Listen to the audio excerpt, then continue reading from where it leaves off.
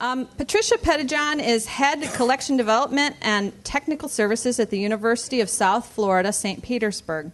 Patricia's research interests and publications have focused on virtual collection development, multi- and interdisciplinary collection development and assessment, and the development of rapid assessment procedures for use in library research.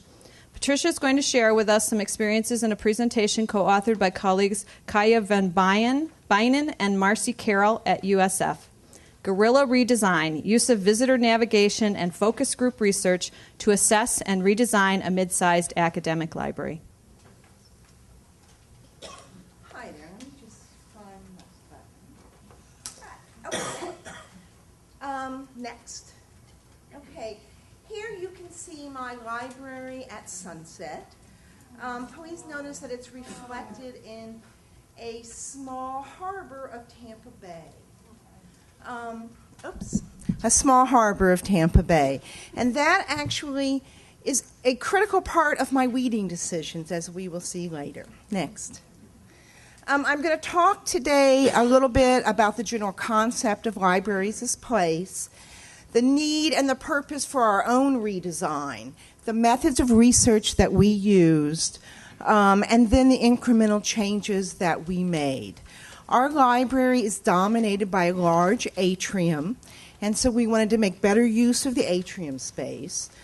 We developed a wireless laptop Bistro height bar for our students because, like many others, we didn't have enough electrical outlets. And our final project was the development of a presentation space. Generally speaking, when we talk about using libraries and talking about libraries as space, what we're really talking about is the migration from print to digital, the increase in the number of assignments that our students are getting that require them to do group projects and then also require them to do group presentations, and the proliferation of software within our own buildings, and also just the fact that there's more space needed for social networking. Our own campus is a little unusual in that we've gone through substantial growth. In the last 2 years alone, our applications are up 43.5%. Admissions are up almost 18%. We were a commuter school that admitted upper-level undergraduates and graduate students only. We began admitting lower-level undergraduates in 2004. We opened our first dorm in 2006, and we achieved separate accreditation in 2006. We're a regional campus of a large university system, and we're the first campus within that system to achieve separate accreditation. Next. The other reason that we needed to redesign is that we were running out of space. Parts of the building were looking their age and needed some refurbishing. We hadn't really done any refurbishing since '96. We have about 54,000 usable square feet. We have about 500,000 books and media. Generally, they were on our second and third floors. Our first floor was entirely given over to our public services station. Our periodicals collection was on the first floor, a large reference collection on the first floor. We had some study group rooms on the first floor, and then a lot of space was and still is taken up by microfiche, but that will be next on my list. Next. We began in 2007 by getting Institutional Review Board approval for our research. We began with observation research, so we essentially for a week every semester we spied on our students. We followed them around. We had little maps, and we drew where they went. We noted their activities. We followed those up with focus groups, and then we would make some design changes, and then we'd repeat the whole cycle. So how were they using the spaces when we changed them? We allow this ongoing cycles of assessment to guide our library redesign. Here you see the first floor before we've done anything to it. Up here is our internet bistro height bar that we had. We really hadn't installed it, but that's where we intended to put it. But note here a large amount of space taken up by our print reference collection. Over here is a large space taken up by our general periodical collection. See this little area down here at the bottom? That cannot be seen from anywhere. So this was the area where people went to transgress library rules, various nefarious activities. We are also in an urban location. We're in downtown. We're the largest library in the county. We do not check IDs, so anyone can come in and use our library, and many of them would find their way to this area. So remember this, because these two areas are going to change. Also, this is all open and there's nothing there. That's where the atrium is. All right, this is the map that we use in our first cycle of our research. And you can see that we noted they would come in through the entryway. There's our entryway. This person then went to circulation. Then they went over and socialized at a comfy chair. Then they went over here and they started reading. So we also noted their gender and whether they had entered alone or with a group. So we actually gathered a real wealth of information. Next. All right, this is our second observation cycle. In this case, you'll see that one of the things that we've changed is that there's this right there where it says 37. We had taken our new books, and instead of putting them in permanent shelving, we put them on a mobile new books truck. We tried to have rapid turnover of the books on that truck. And during the cycle of research, we actually relocated it 3 times. But at this point, it is there. It actually left there and came back. The other thing is you see this little area right there. That is where we have installed some exhibit space and display area in front of our staircase, right in the atrium. Next. This is our third observation period. Now notice that by now the reference collection is half the size that it was before. This is our media, and we moved our media from the second to the third floor. Here we have a large display and exhibit area in the atrium. Here we had actually moved our new book cart elsewhere and brought it back here because that was its most successful arrangement. By the end of our observation period, we observed for 1 week in fall of 2007, spring, and then again in fall of 2008. We have what can only be described as a wealth of data. Next. The focus groups, we followed up each observation cycle with a focus group. We asked the students the same 5 open-ended questions. We asked them to please focus on the ways that they use the library, but we also asked them to kind of brainstorm and to tell us what it is they would like for us to be doing that we weren't currently doing and what they would need to be able to do those activities. Next. So these are the questions that we asked. They were very open and very helpful, and we were very surprised by some of what we learned, which would be next. This is what we learned from the first and second focus groups. They wanted more electrical outlets, and so that I'm joining the chorus on that. That seems to be a very, very common complaint, not enough electrical outlets. We were surprised and hurt to learn that when we asked them about our library exhibits, they had not noticed our library exhibits. They were very concerned about library security, much more so than we would have ever thought. And in fact, I decided that's a generational trend because they've grown up with mass violent acts in libraries and public spaces. So without our bringing this topic up, they would offer, this is the escape route that I've planned. This is what I would do. I would go under that table. And all of our focus groups, someone would bring up this topic, which flabbergasted me. But they all express a strong preference for comfortable chairs, natural lighting, increased library signage, and group meeting spaces, especially the whole topic of we need a place to practice our presentations because we have quite a few group study rooms with whiteboards.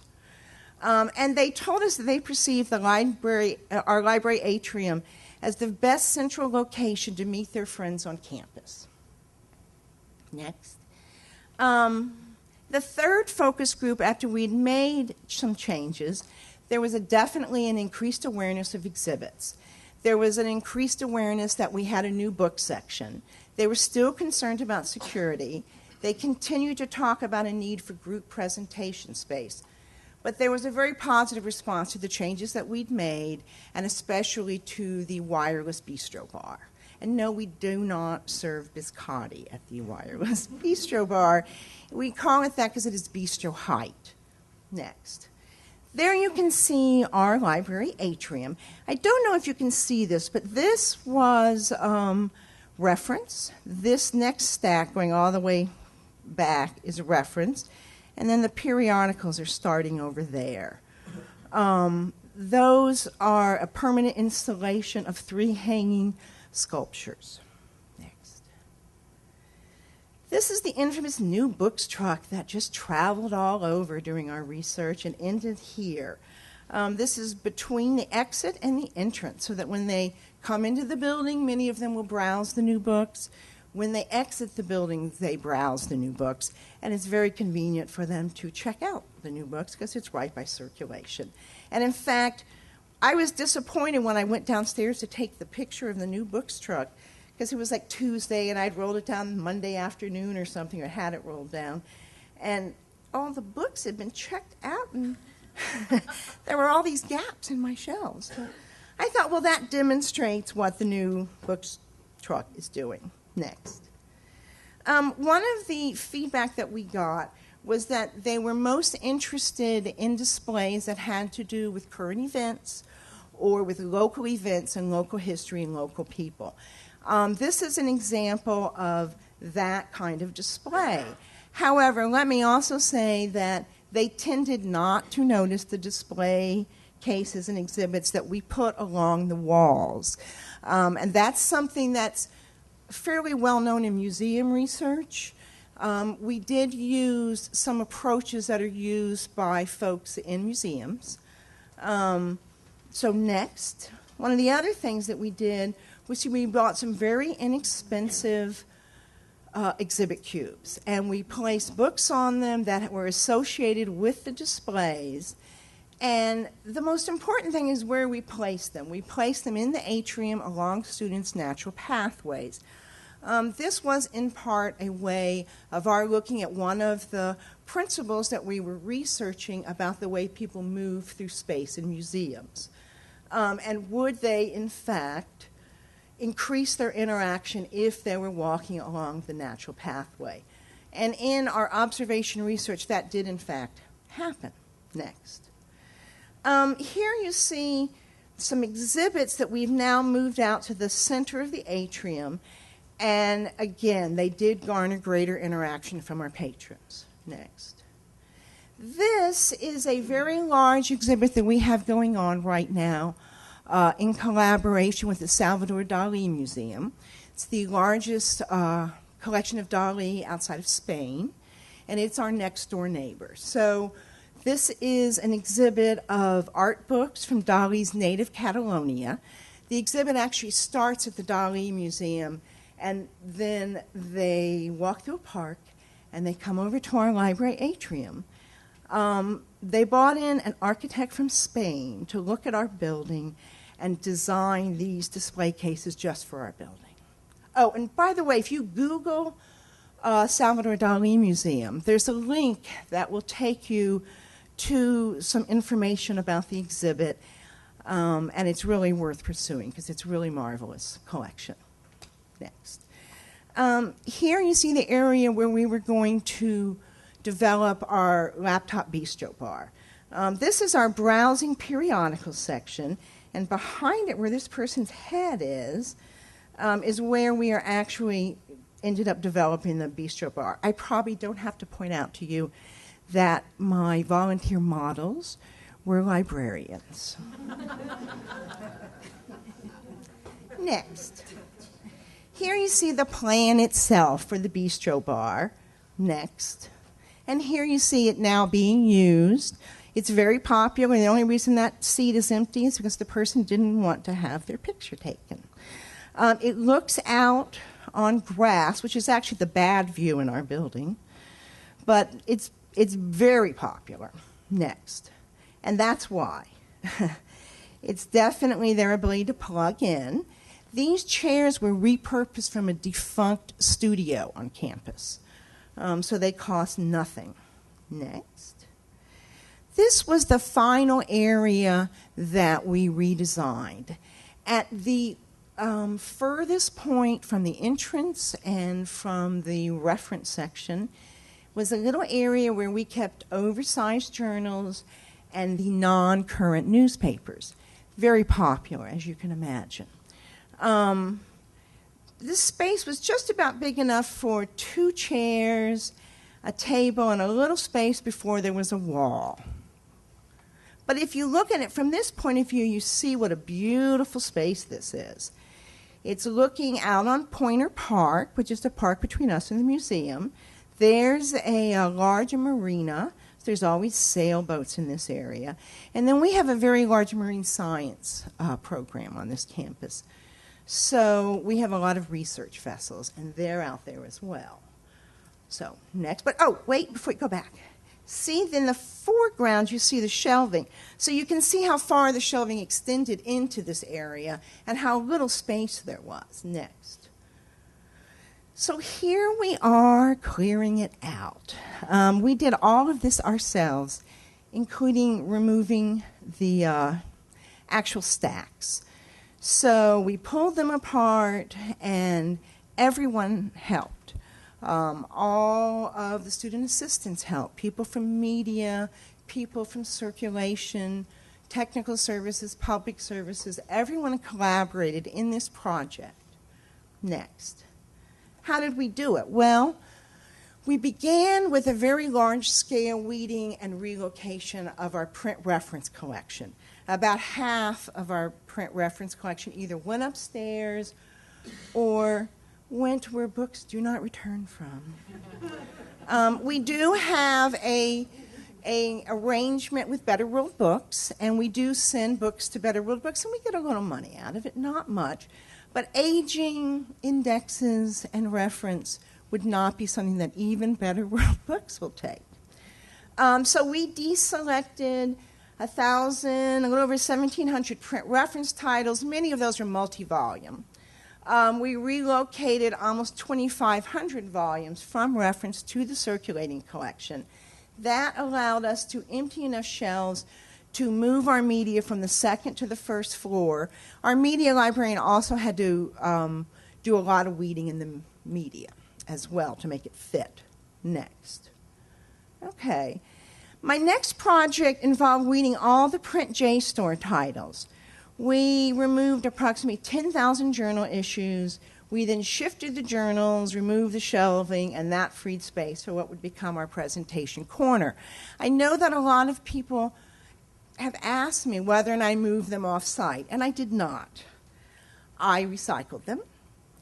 2 things about that. One is we are 25 feet from a seawall in Florida. So come the big one, those periodicals were going to be gone anywhere. There was nothing I could possibly do to save them, except hopefully log on and assume they're still going to be there. So that's what I did. Next.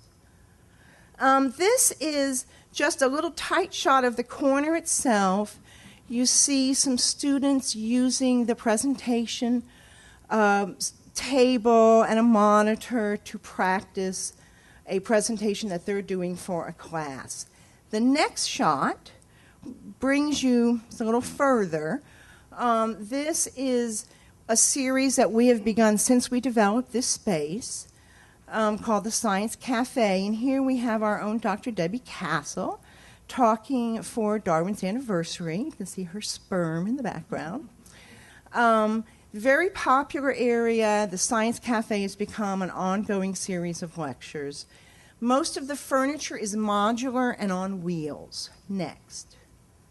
I included this because I wanted you to see that there's also space when we have presentations and lectures and demonstrations for quite a few exhibit cases. So this is a lecture and demonstration that we were doing on Mayan textiles and weaving. And so we have various artifacts and displays. Next slide. Here you can see a bigger shot of the space. So here you have a professor lecturing and using our technology. Over here, you have a traditional Mayan backstrap master weaver actually weaving. And you can see her loom is attached to that pillar right there. Next shot. That's a close-up. Just as an aside, this is a very rare form of white-on-white weaving that only about 20 people are left alive that can do it. Next. So this is why the title, this is why we called it Guerrilla Redesign. I thought I was going to come in as the lowest, but I didn't know I was going up against somebody that spent a dime. But the laptop bistro bar cost $6,000. The display units cost $435. The furniture and the technology in the multimedia presentation room cost a little over $16,000. So we came in at about $22,500 over 2 fiscal years. That's it. Next. What are our conclusions?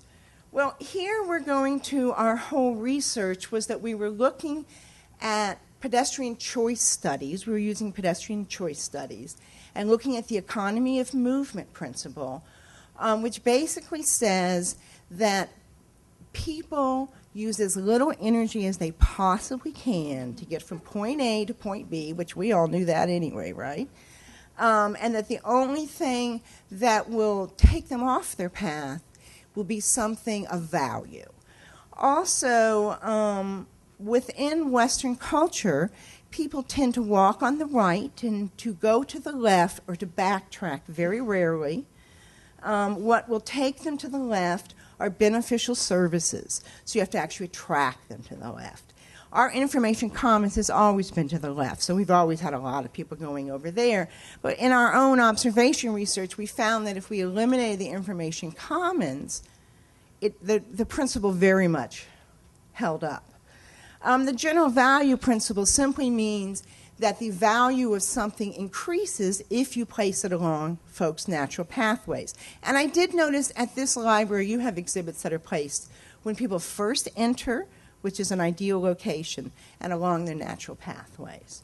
And we did find that our observation and our focus groups told us that, yes, placing anything along their natural pathways would increase interaction. Next. Our other conclusion is that our research methodology of combining unobtrusive observation followed by focus groups definitely gave us a lot of data, and we learned a lot. Repeating those research cycles and making changes between the repeated cycle of observation and the focus groups allowed us to customize our redesign. It allowed us to tweak those changes. We might move something and say, oh, look at all the interaction it's garnering. And yet it might actually do better in a different location. It's just that was our second best location. The fact that we did that repeating allowed us to keep our costs down and meet the needs of the students, faculty, and the university. So we are happy. Next would be, where do we go from here? Like everyone in this room, we are in a culture of assessment. So one of the things we are going to need to do is to assess after our third change, which was the creation of the presentation space. Without any formal assessment, the response has been tremendous. We can't, we can't meet the demand. So now we actually want to develop a second large presentation and event area. And to do that, we are probably going to exploit our rightward destinations by removing our microfilm and our microfiche and our microfilm readers. And then we are going to have this really lovely whole area on the right side. So that's going to be our next plan. So that's it for me. Be happy to answer any questions.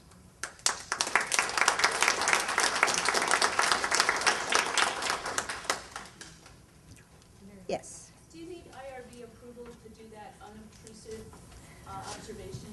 We needed, well, we included it in our IRB, but essentially what they told us is that we didn't really even need to get informed consent unless they spotted us. Once they spotted us, we had a little consent form that we would then, but that only happened twice. Once with a marketing student. We should have known. He was like, I used to do that. And once with someone that was just, observant. But we definitely needed it for the focus groups. So we did have an IRB, and it was for a year long. So, you have to, cut it off when you said you'd cut it off, so we cut it off. We may have to go back and get a second IRB. We have a lot of data on library users, and we're beginning to sort of identify different kinds of library users. We're calling them our nesters. We have nesters. We have wanderers. We have socializers. So we're looking at those kinds of things, and we're still analyzing the first stops and the second stops and whether or not that's affected by gender or group interaction and a lot of it. So we could crunch this data for the rest of our lives, but we won't do that, I promise. At least I won't do that. So. But yes, we did.